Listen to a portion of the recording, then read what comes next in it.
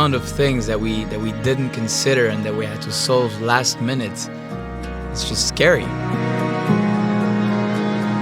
We've done everything we could to plan everything, and it always goes differently last minute. Everything in this restaurant changed a million times, and that's what's exciting about it.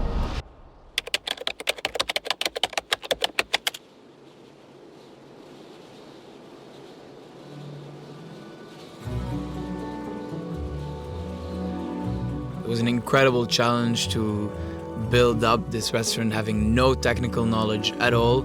So we were there in the store, we had to FaceTime with Robert that delivered all the kitchen equipment because we needed pieces that were missing, and if we would have to order them, it would have arrived way too late. So this is just incredible that we were there having no clue how to build, trying to make it all happen within the shortest time possible.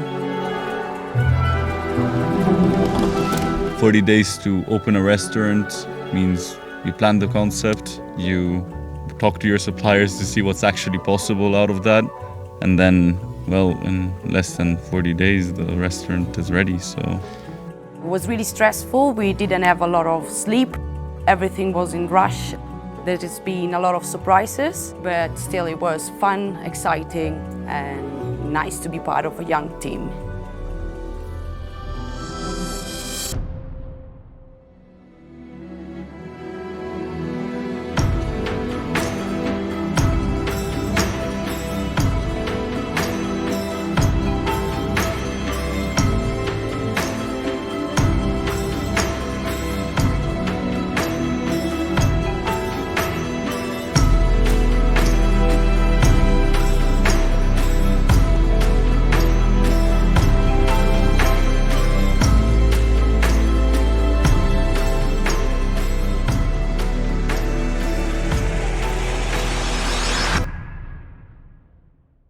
I think if you're scared, you lose your shit. What's important is to have respect towards that project, to really understand what's about, but if you're scared, it won't work. So I think it's really important that you take your time, understand what's happening. Of course, you always have problems, everyday problems. I can say countless problems we had, but I think it's important just to look what's around you and how you deal with it.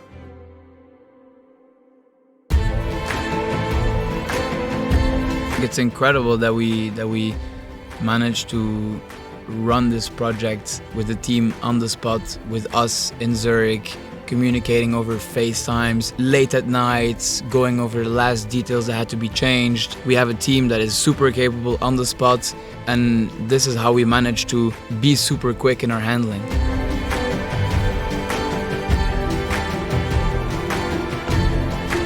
Were I scared to start the project? Absolutely not, no. We are always all in, say yes, and then let's see what happens. when we started with Dumpling in Altitude, we had the two chefs on board, Pau and Mireia. We met them online. Had to plan a menu over a call. It's not so easy. It comes with challenges. You don't try the food right away. You can only imagine it. And luckily enough, they were great. And once we started the tests, of course, there was always stuff to improve, but they did an amazing job. And I bet everyone in the team, that's how we managed to build.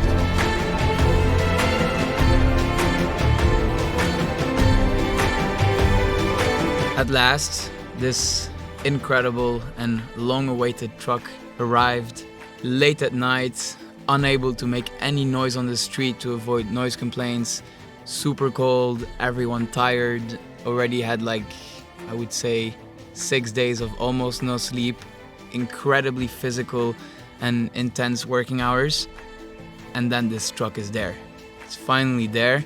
We have inside the essential parts for our restaurant. We have our plates, our toilets, our lights, our benches, our pillows, our curtains, everything we need to make this restaurant look like Dumpling in Altitude, and we have no time to unload it because it just all needs to go super fast. It's really important for us to show we can do better. We're young, we're talented. The average age of this project is 25 years old, so I think it means something. So finally, everything is going well. This truck is here now. everything is unloaded. It's a gigantic mess in the restaurant. Everything is just piled up, but at least it's inside. At least everything is here. We don't have to be scared anymore for things not arriving in time. All we have to worry about now is everything being put in the right place in the right time. And there's a lot that needs to be done. From our short business experience, one thing we learned is the moment everything is going right and it seems like all the stars are aligned to make the project a success, well, something is really bound to go wrong and collapse. Our air conditioning flooded the whole restaurant with warm water. We had 6 people cleaning water, and it was basically a swimming pool in our Dumpling in Altitude pop-up restaurant. And on top of all of that, after we have our restaurant completely flooded, well, the good news is that we will not be able to host guests inside anymore because the Federal Council just announced that restaurants will close. Concrètement, les restaurants vont fermer, ainsi que les établissements de loisirs, les musées. We basically have to readapt the whole thing once again. We are in the 24 last hours before our first customers are going to come in here and sit down and eat for the first time ever. We have all the cooking, the mise en place in the kitchen left to do. There is a lot of work and they're going super fast, so that's very nice to see. Then we'll have a tasting left to do this afternoon to adjust the whole service team and to adjust also how we're going to play it so that everyone has seen the dishes one last time before the first customers arrive. We all agree on what we're going to say about the dishes, how we're going to present it, and basically get everyone ready for the last straight line until the opening. And there we are. Our first customers entered in a nearly 100% finished restaurant. A few things are missing here and there, but we're basically ready to welcome our guests into our restaurant. So